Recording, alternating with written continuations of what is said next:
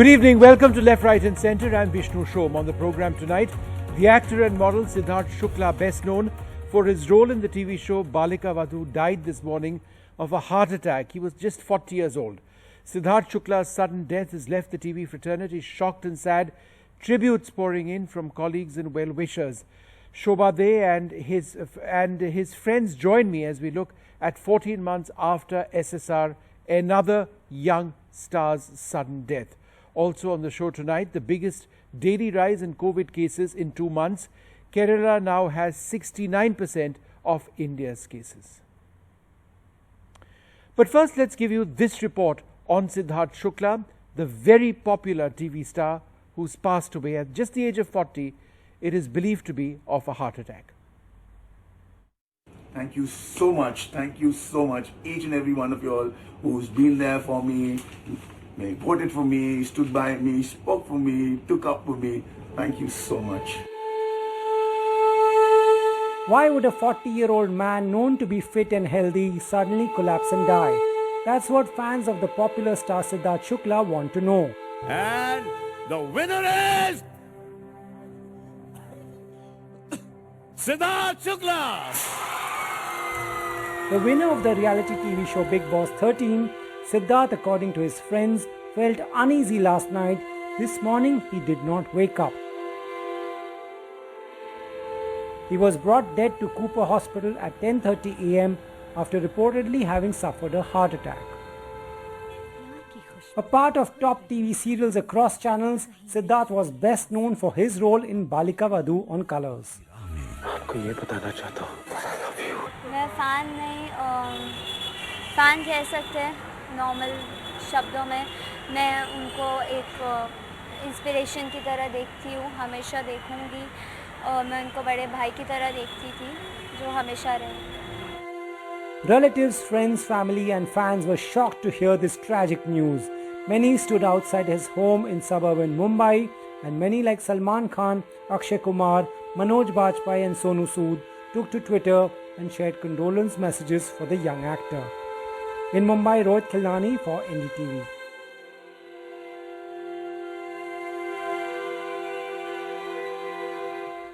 The tragic loss of a very young life. Well, earlier today I spoke to Shobha De for her views on what happened, the stresses that Bollywood stars face, because he's not the first. Many young stars, directors and others under the age of 50 have perished. Why is this happening? This is what Shobha had to say. Shobha, thank you so much for joining us. It's such a sad day, isn't it? A young man, Siddharth Shukla, dying only at the age of 40. Your first thoughts?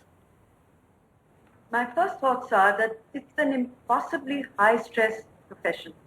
Some of these young people are simply not prepared emotionally or psychologically. From being small-time someones in their own little environment, they are propelled into a world they're not at all ready to accept for what it is, which is high-stress, which is competitive. It's cutthroat. I mean, if they refuse a role or a job, there'll be 50 other people willing to step into their shoes. Then comes the pressure of living in a city like Mumbai, the competition, the lifestyle issues. They have to be one up on the next person. They have to be performing absolutely at their prime every single time they're on camera. All of it is taking a toll, which some of them can cope with it, some of them can't. Yeah. But the whole cardiac issue is something that's affecting young people, not just actors. It's sports people. Actually, it's anybody, any young person, including techies, who are in that kind of a profession, which demands high performance, 100%, 24/7. Yeah. I was just doing some research to see how many have been affected because who've lost their lives young, I should say. Yeah. Siddharth Shukla has died now. Aarti Agarwal, the actor, was 31. Abir Goswami, 37. Inder Kumar, 44. Amit Mistry, 47. Vivek Shauk, 47. Raj Kaushal, 49. Sushant Singh Rajput, of course, was very young as well, but his was a different sort of case. But the point that you're making of these stars, celebrities, actors, directors dying early, it's shocking, absolutely. Just what I read out to you. In fact, that's not all, there are more. But the thing is that a person like him, talented, popular, well-liked, gregarious, as all his friends are saying. All his co-actors are heaping praise on the young man. So at the moment, we don't know of any other sort of backstory that could have led to such levels of stress. But just being in that big house, a big boss house, is pressure enough, according to me, because the expectations from the audience, those expectations are unrealistic. You're made to perform. Maybe you're supposed to be yourself, but you cannot be yourself. Every moment of your life is out there. Then there is the larger-than-life figure of Salman Khan. There's all the money that's riding on it. If you emerge a winner, which he was, you win something like this, it takes you to the next level and the next and the next. And where does it all stop? So that, I feel that in all the reality shows are placing a kind of terrible, terrible pressure on young people to go out there, to compete, to perform, to prove themselves to their families, to their friends, to their colleagues. And something gives somewhere. So I would strongly recommend most of these production houses should have, especially for these reality shows, psychotherapists, psychologists, mental health experts who can guide these young people through the trauma and the tribulations and also the great highs that one achieves when in such a high-profile kind of a job.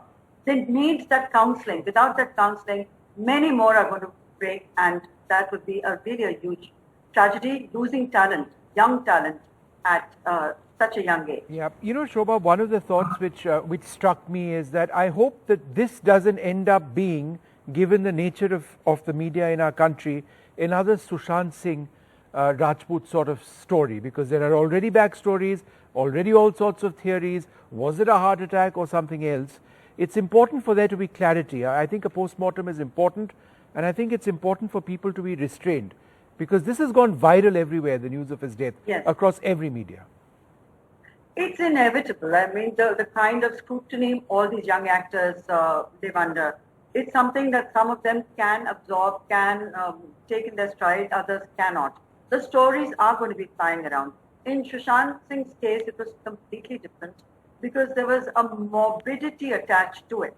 It was a young chap, a young man who allegedly had taken his own life, and there was all the other angles of whether drugs were involved. There was a girlfriend who had walked out on him. It was a different story. It lent itself to a lot of speculation and a lot of salacious kind of gossip in the entertainment world. I don't know enough about his backstory, the young man who's died today, Siddharth Shukla. So I don't know. I hate to speculate. And we can sit on a high horse and advise our other media colleagues not to jump to conclusions, but we know that's not going to happen. Yeah. Today, everybody with a phone and with an opinion is out there expressing it.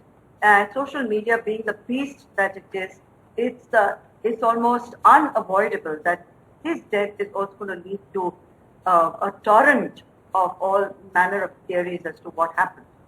You know, this was a very talented young actor.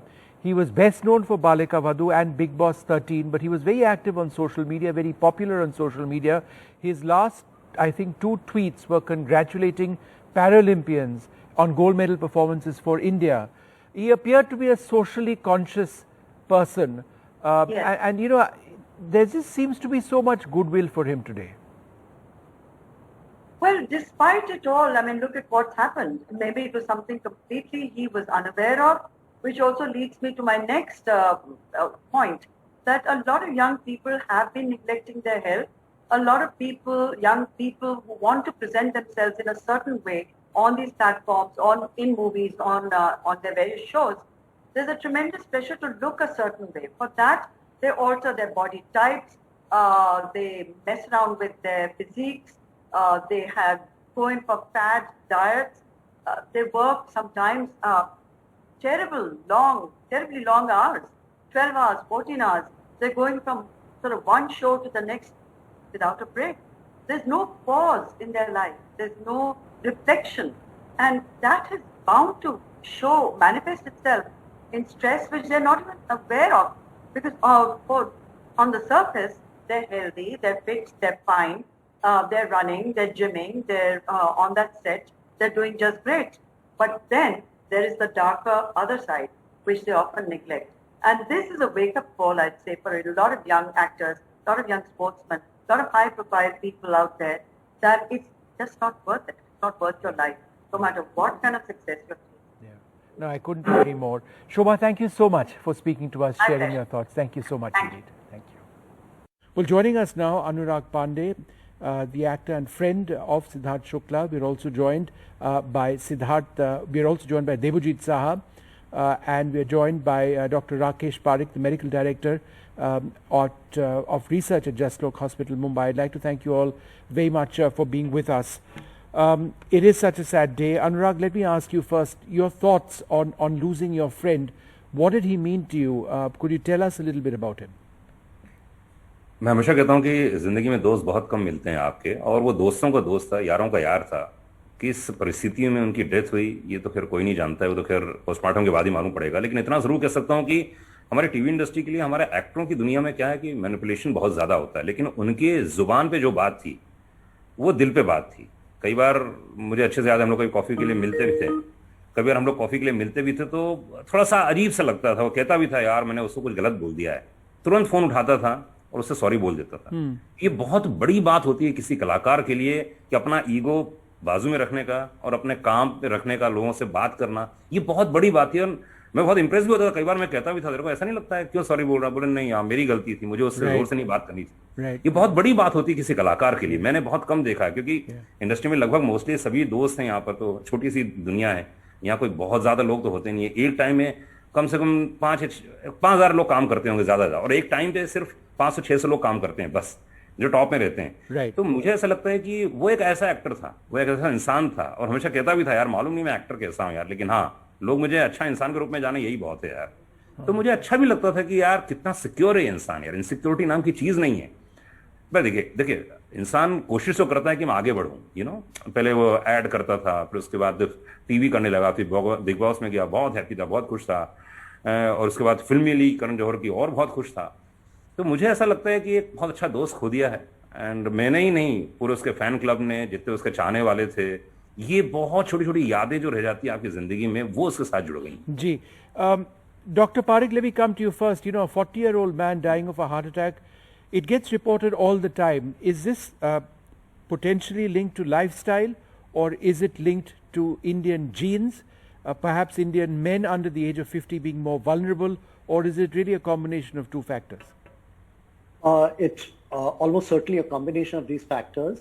But if we were to give a weightage, Vishnu, then lifestyle would occupy a large chunk of that component. In fact, this morning I woke up to messages on the school group. It turns out that Siddharth went to the same school that I did, St. Xavier's High School. But there were 2 deaths in one day from the same school. And the other person was 53, which still is relatively young. Yes. So we've seen 2 deaths today. But over the past 32 years that I have been at the Jaslok Hospital, we are seeing an increasing trend, not just in our hospital, but across the world, of younger men and women, I might add, succumbing to heart disease.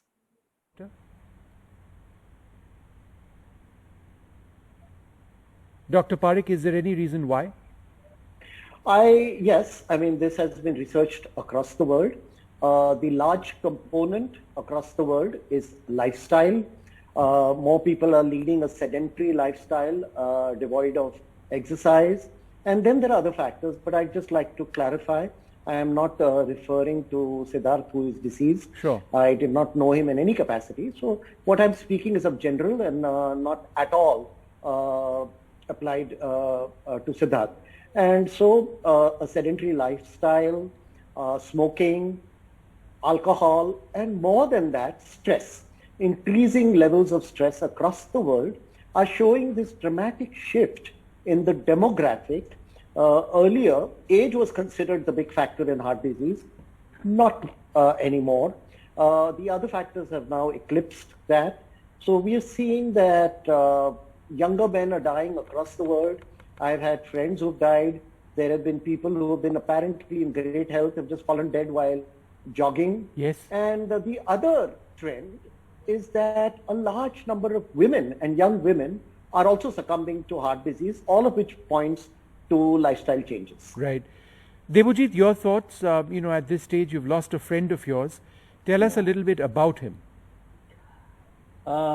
He was a जिंदा दिल इंसान और मैं ये कहूँगा कि इतना अच्छा इंसान हमारे एक्टिंग फील्ड में या सिंगिंग फील्ड में बहुत कम मिलते हैं और इतना जिंदा दिल इंसान उनको हार्ट अटैक हो सकता है ये मैंने सोचा भी नहीं था और मुझे लगता है कि इतना स्ट्रेस आई डोंट नो कभी हम लोग अननोइंगली काफ़ी सारे स्ट्रेस ले लेते हैं हमारे लाइफस्टाइल के लिए ये जो अभी कोविड सिचुएशन है इसके वजह से भी लास्ट 2 years 1.5 years अभी 2 साल होने को है कि हम बहुत ज़्यादा स्ट्रेसफुल हैं बिकॉज ऑफ आवर वर्क काफ़ी सारी चीज़ें हैं सारे चीज़ें वर्क रिलेटेड ही हैं तो मुझे ऐसा लगता है कि एक बहुत इसी स्ट्रेस की वजह से या नहीं आई डोंट नो बट मुझे ऐसा लगता है बहुत एक प्यारा सा इंसान बहुत अच्छा दोस्त हमने खो दिया है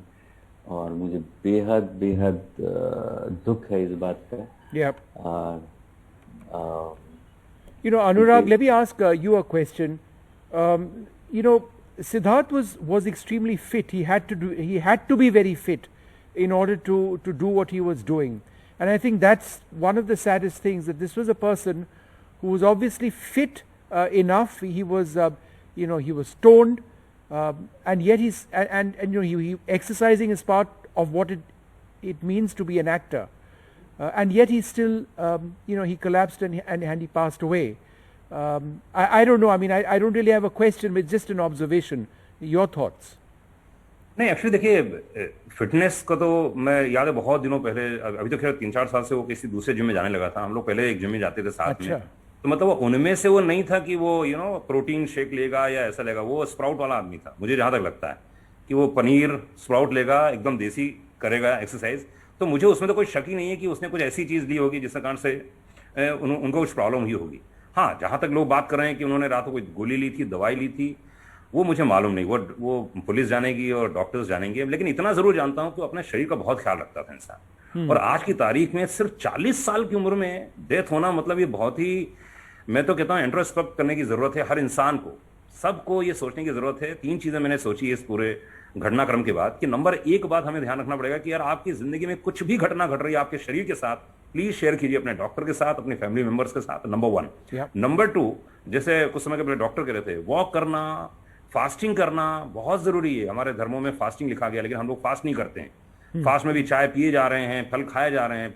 सिर्फ पानी पी के अगर एक दिन आप फास्ट करें तो आजकल एक फेड चल रहा है इंटरमीडिएट फास्ट ये आज से नहीं हजारों लाखों साल से चला आ रहा हमारे परंपरा है ये हर धर्म में परंपरा है फास्टिंग की वो कोई करना नहीं चाहता तो मुझे ऐसा लगता है कि उन पे हम लोगों को ध्यान देना चाहिए फिर से है ना जरूरी नहीं है कि आप जितने फिट दिख रहे हो उतने अंदर से भी फिट हो ये तो कभी भी किसी भी इंसान को कहीं पे भी हो सकता है चलो अभी तो हार्ट अटैक बोल रहे हैं लोग कल हो सकता है सड़क में निकलते हुए किसी का एक्सीडेंट हो जाए तो उस पर सोचने की बजाय ये कि जितने फैंस इस समय देख रहे हैं पहली बात तो मैं रिक्वेस्ट करूंगा कि आप मैनिपुलेट मत कीजिए चीजों को जो है वो पुलिस और डॉक्टर बताएगा आपको चिंता मत कीजिए नंबर 1 नंबर 2 ये कि आप अपने आप में अंदर जाके देखिए कि आप और क्या कर सकते हैं कि आप स्वस्थ रहें 40 साल की उम्र कोई उम्र होती है डेथ होने की नहीं it's shocking Anurag, 1 second. We are also joined by Umar Riaz, another friend of Siddharth Shukla.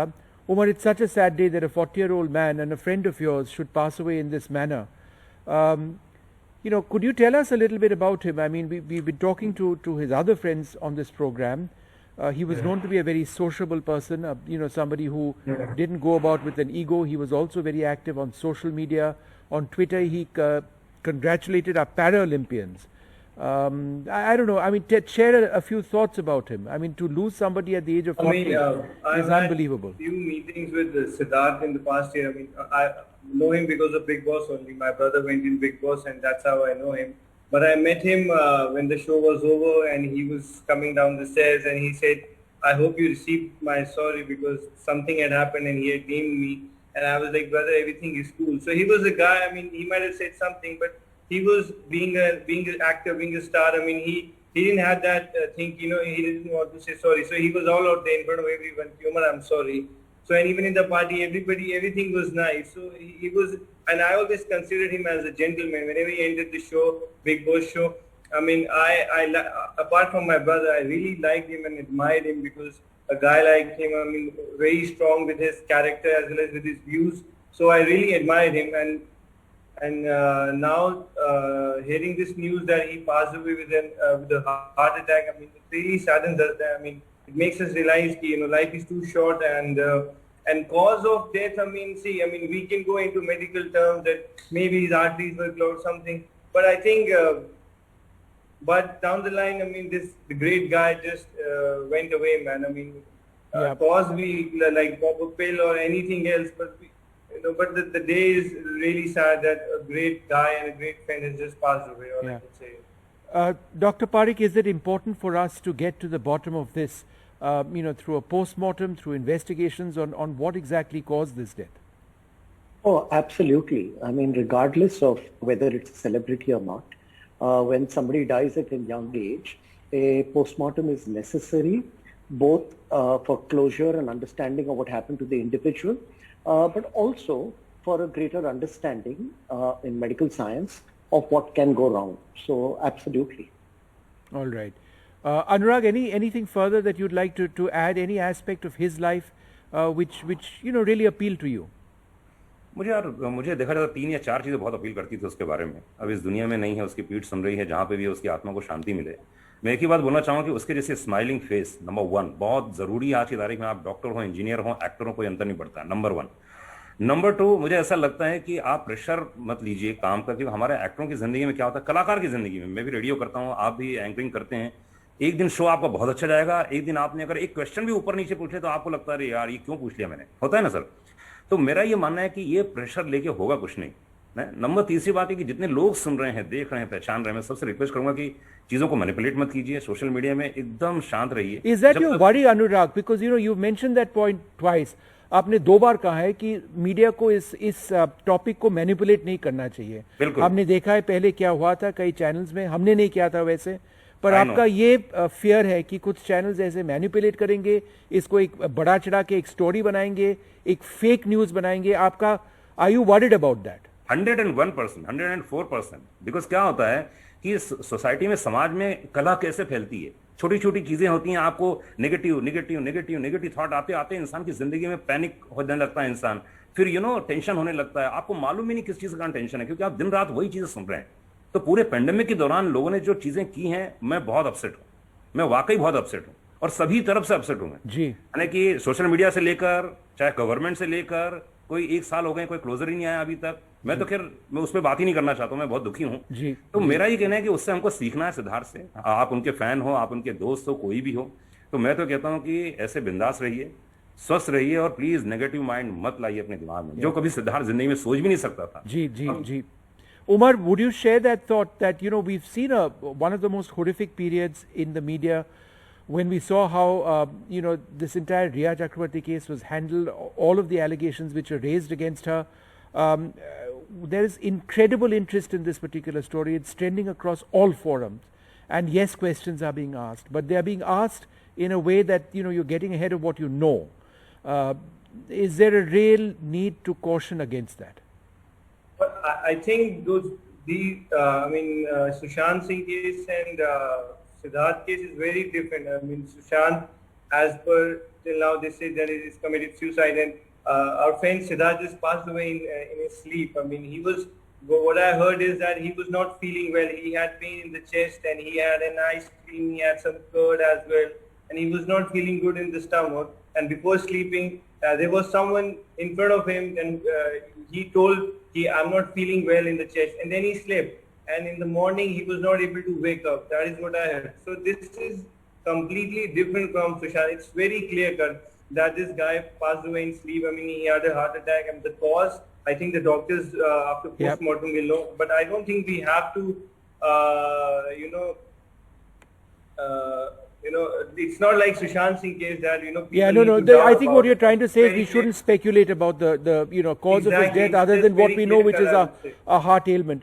But I just wanted to ask Dr. Parikh, because there's this entire medical issue also, heart ailments among young Indians.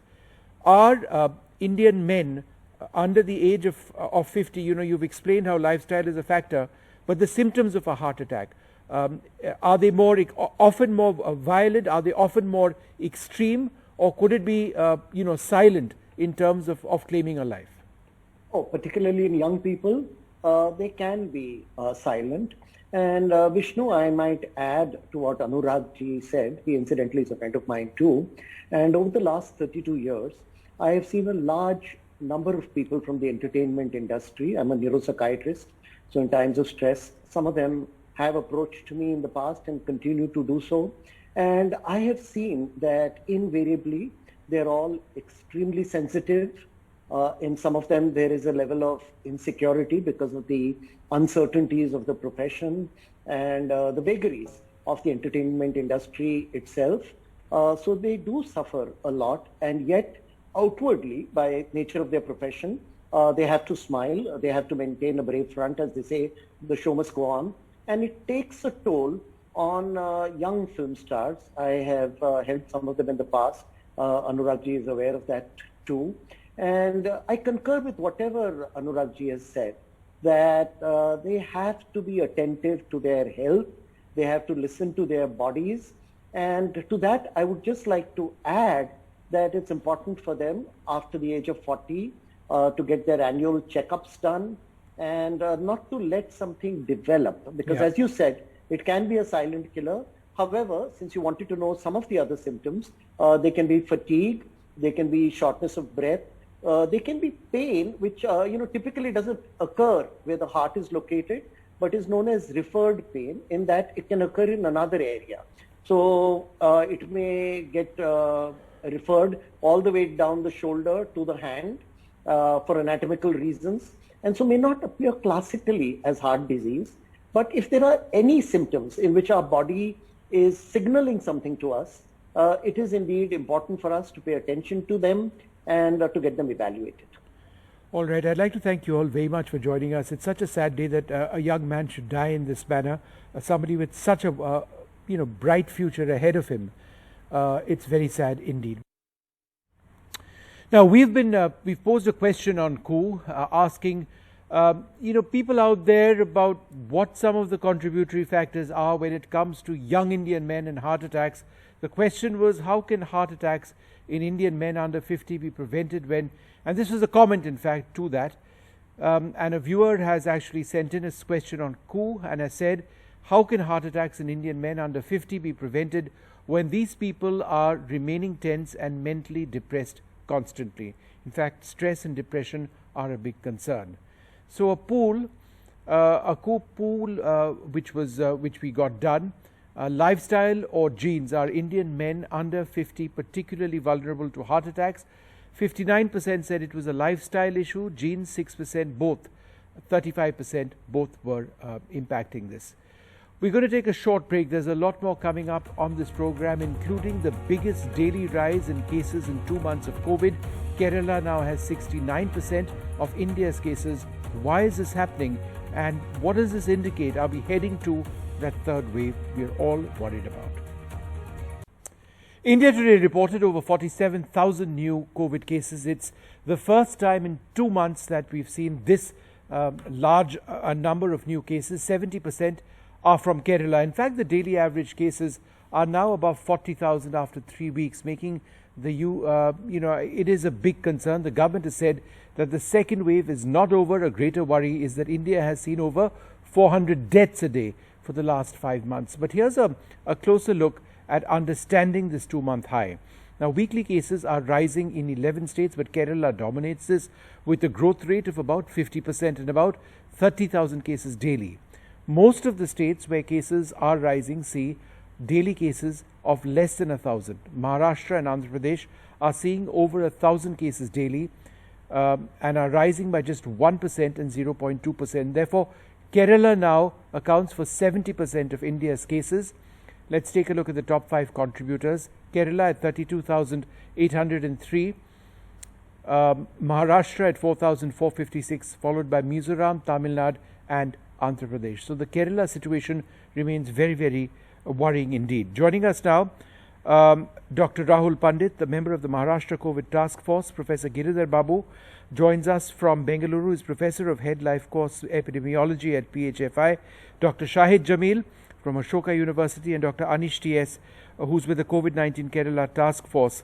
Dr. Jamil, let me come to you first. When do we actually say that India is headed for a third wave? Because there were predictions that by now it would happen. We are seeing the situation in Kerala. Is this the beginning of the onset of a third wave? No, I don't think so. I don't think by looking at Kerala you can say that, because Kerala hasn't really finished its second wave. Kerala numbers have continued to be high, and there's a reason for it. And the reason became very clear from the fourth ICMR Sero survey, which showed that Kerala had only 44% people exposed, whereas India had an average of 68%. So more than 50% people, almost close to 60% people in Kerala were not exposed to the virus even during the first and second waves. So what we are seeing is really a continuation of that. And it's just that the Delta variant is so infectious that it has continued to infect people. Coming to India, I don't think this signals third wave because, again, going back to the Sero survey, 2/3 of India has been exposed, and suddenly everyone is not going to lose immunity to, sort of start getting infected again. So I don't think this signals anything. I think we need to be careful. We need to be vigilant. We need to be testing. We need to be vaccinating at scale. Right. But I don't really think that this looks like a third wave to me. So therefore, let me put that question to Professor Giridhar Babu. Would it be fair to assume at this stage, given the pace of vaccinations, which is nowhere close to what we want, but it's been stepped up a lot, let's accept that, taking that into account, taking the low positivity rate in many states across this country, would it be fair to say that we aren't headed to a third wave at all, at least not in the foreseeable future? Vishnu, the question is, when will we have third wave? Right now. So you do believe that there will be a third wave? Of course, there's no doubt about it. Why do you say so, Professor? Yeah, so if you look at UK, US, Israel, all the countries which had even more than 70% vaccination coverage, they've had third wave despite having high vaccination coverage. 1/3 of some of these infections in these countries are because of breakthrough infections among the vaccinated persons, who also contribute to the overall number of cases. So at this time, we should not be worried about the absolute number of cases. We should only be worried about who requires hospitalization. And therefore, Kerala's story is not a really scary story for me, because their hospitalization rates are much lower, their vaccination rates are good, and also they are continuing their low case fatality rate for a long time. So what's happening in Kerala is probably what is going to be a case in almost every state when there is a third wave, especially if they have high vaccination coverage. Okay. So I think we should destigmatize this number of cases being shown as something very scary. All right. Fair enough. Dr. Anish T.S., is it possible to predict at this stage when Kerala is going to start flattening the curve? Because we've seen this rate of infections now for several days, and it's quite high. Is it possible to get an idea of when it's going to start flattening this curve? Yes, I agree to the points made by Dr. Giridhar Babu as well as Dr. Shahid Jamil. So what Kerala was doing, Kerala split the entire second wave into two halves. One was happened along with India's wave, and the other is happening just our lockdown were released, because so many people are there to be exposed. And we have got our mathematical models were predicting around 10 to 15,000 additional cases because of the Onam surge. It was a planned, calculated move that you allow some kind of interaction during Onam days, because it will give some life to the economy. So now we are exactly what we are thinking is happening in the state. Our system is not overwhelmed, but the cases have started by maybe 10,000. No, but Dr. Anish T.S., that really was the problem. That the leeway given by Kerala, a state which has done so much to fight against COVID during Onam, was almost unbelievable. There is no leeway, sir, in this at all. There is no scope for leeway. That's why we have these numbers. And yes, people may not be dying, but none of us here know the full impact of long COVID. Who knows how? It is not that allowing celebrations and all. We can see that even government of Kerala was not also involved in the celebrations. It was actually trying to give them some kind of life for people, especially they are selling some small goods among people or something like that. That was the only thing that has happened. But as the wave or the delta is so contagious, so that even allowing that kind of interactions will bring a lot of cases. Yeah, but that's exactly something, sir, that we knew. We knew how infectious delta is. We've known it for months. Therefore, Onam should not have been allowed to have been opened up in this manner. We were headed for this in Kerala. It's just fortunate that a larger number of people are vaccinated. Therefore, the fatality rate is low, hospitalization is relatively low. But surely we should have avoided that. Just look at what the Supreme Court has said. But let me move away from that. I want to go across to Dr. Rahul Pandit. Dr. Pandit, the World Health Organization has warned against a booster dose at this stage because they're saying that ethically it is important to ensure, given the lack of vaccine availability, that at least one dose goes to people, then 2 doses gets to people before we start thinking about booster doses. But we will very shortly, sir, be in a situation in India where people who've had 2 doses several months back will start losing out on immunity because the vaccine will be less effective a few months later. Why are we not talking about booster doses in our country? Good evening, Vishnu, and good evening, everyone. I think we are actually starting to see some amount of breakthrough infections already, especially in healthcare workers. I have seen now several healthcare workers who were vaccinated and who were probably doing fine are now getting infected and coming to the hospitals. But fortunately, none of them are actually requiring admission. They come to the flu clinic, they sort of get tested, and they are being managed at home. So I think the booster dose for vulnerable population definitely will have to be discussed. Whether the healthcare workers and the frontline workers will be a part of that vulnerable population or not from the point of view of their health, but from the point of view of their exposure to the disease, will have to be debated and discussed, because we need to have an equitable distribution. I completely agree with what WHO has said. If people have not received their first dose, it would be a bit naive for healthcare workers to say that let's start giving us third dose. Right. But I think a balance will have to be struck somewhere, because ultimately you require the healthcare and the health force to actually work for you and not be in the hospital or at home sick. So you will have to strike out a balance for that. We also know one more thing, that people who have had disease and who have taken 2 vaccines have probably got better immunity than those who have just taken the vaccine, not had the disease. Yeah. Professor Giridhar Babu, would you agree that, in a finite period of time, before we fall behind the world, as we've done in the past, we need to start thinking about a booster dose? Of course, that means who gets it first, etc., will be part of the conversation. But that conversation in India is slow. Yes, Vishnu, let me break it down. The primary endpoint for testing a vaccine is to prevent death and to prevent hospitalization. Even with the 2 doses of vaccine, the primary outcome was to prevent death and reduce hospitalization. That's why we are getting breakthrough infections in those who are already got 2 doses. Now, the 3rd dose is not going to prevent the infection. It is not going to ensure, because that is not the primary endpoint at all.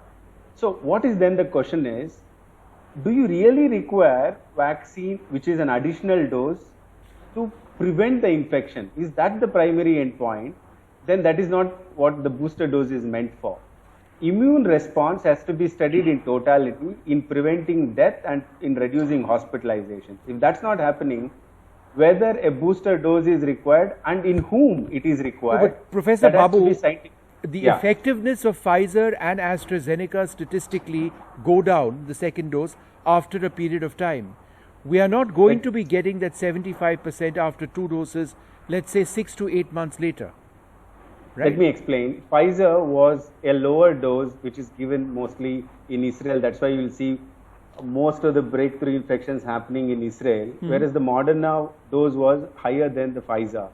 Therefore, the number of breakthrough infections are also less in the case of Moderna. Now, they're thinking in terms of what should be the dosage for the booster dose, whether it should be same as that of Pfizer or of Moderna. So that's the discussion they're having.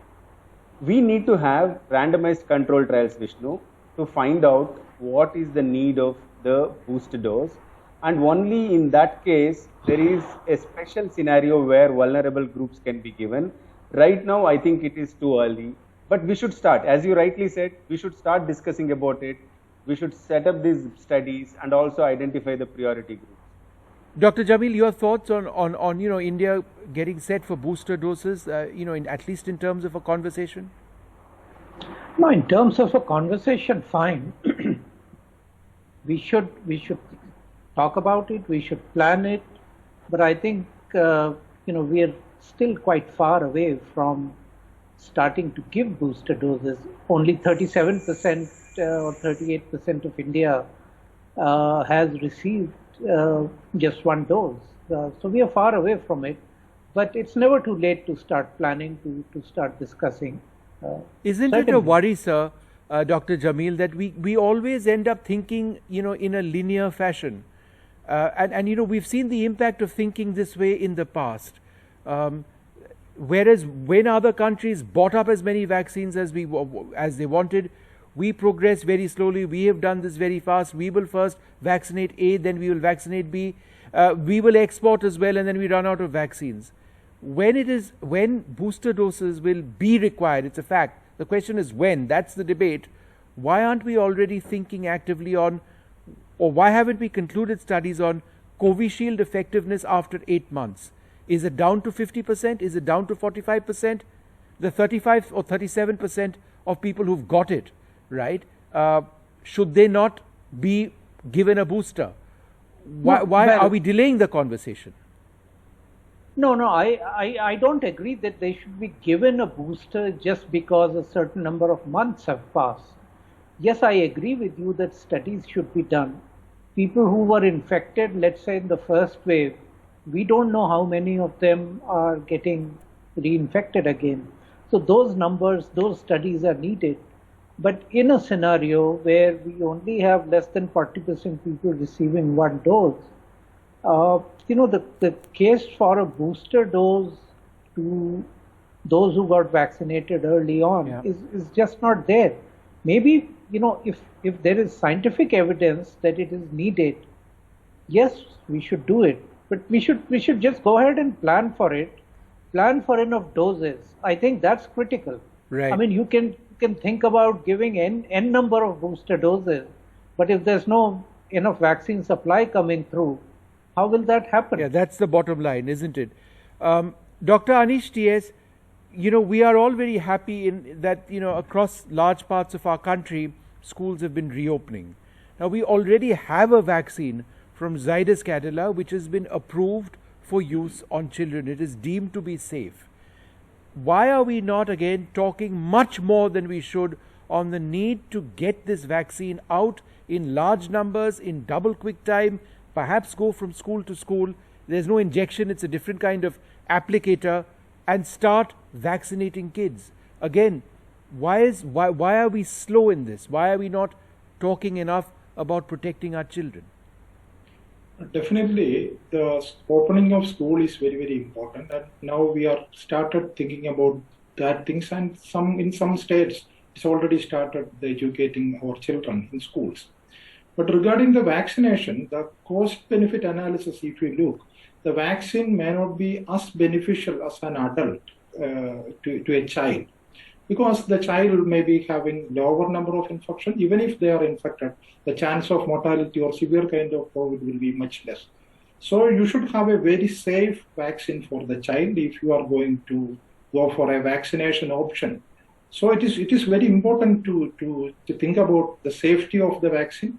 And the Zydus Cadila vaccine is a DNA vaccine, and it's actually a new vaccination platform. Sometimes I think people are very hesitant to use it among children. That may be a reason. And our trial is going on regarding Covaxin and all. And now also there is usually a talk or a debate that whether the vaccination is an option among children, or we can allow some kind of infection in children, because it should be very, very less severe in children, and the chance of casualty will also be very much less. So what vaccine is, we have to think more about vaccinating our elderly and people with comorbid, because this segment is not fully vaccinated, and so the mortality is coming from this segment already. It's already happening. All right, gentlemen, I'm running short on time. I'd like to thank you all very much for joining us. But there is a little bit of science which is available based on data collected on the efficacy of vaccines going down over a period of time. We actually compiled some of the data. The world is facing an uphill struggle against COVID. In India, there is a fear that a third wave could hit us. New global research overturns some earlier beliefs about COVID and vaccinations. These findings suggest that our fight against COVID is going to be even tougher than it already is. One of the major worries emanating from new global research is that protection by vaccines doesn't last long. They do not protect a person for anywhere near as the 1 year previously hoped for. In fact, it's now clear that the efficacy of all vaccines drops sharply every month after a person is fully vaccinated. Consider this. The Pfizer vaccine starts with a 95% level of protection, but in just 4 months drops to a disappointing 48% protection. The AstraZeneca vaccine, known in India as Covishield, starts with about 75% in terms of a level of protection, but it drops month by month, in 4 months falling to a poor 54% efficacy. Now, this rapid drop in protection has major implications for India's vaccination program. The most important impact is an immediate and urgent need for booster shots. With vaccine protection dropping below 50% in 4 to 5 months, it is now important to have a booster 6 months or at most 8 months after the second dose. India must begin booster vaccine doses immediately.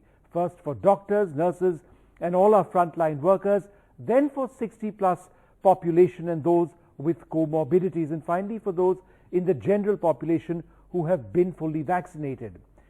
Already 150 million people have had 2 doses.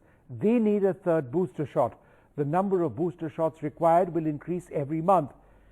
Now, perhaps an even more disturbing finding of new global research is that an increasing number of children who've so far been considered less vulnerable are now being infected by the COVID virus.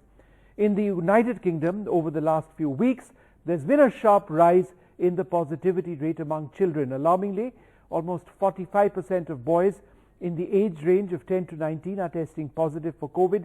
Even younger boys between the ages of 4 and 10 have a positivity rate of as high as 35%. For girls, it's not much better. Between the ages of 5 and 19, they have a positivity rate of 35. So based on these findings, India now needs to also focus on vaccinating the 450 million girls and boys between the ages of 5 and 19. Now, this is a massive new task, but an extremely important and urgent need in our fight against COVID. Given our current rate of vaccinations, and with this new need for booster shots and vaccines for our children, it is estimated that India will only reach a target of fully protecting 60% by December, not this year, next year, 2022. This makes us vulnerable to a third, possibly a fourth wave.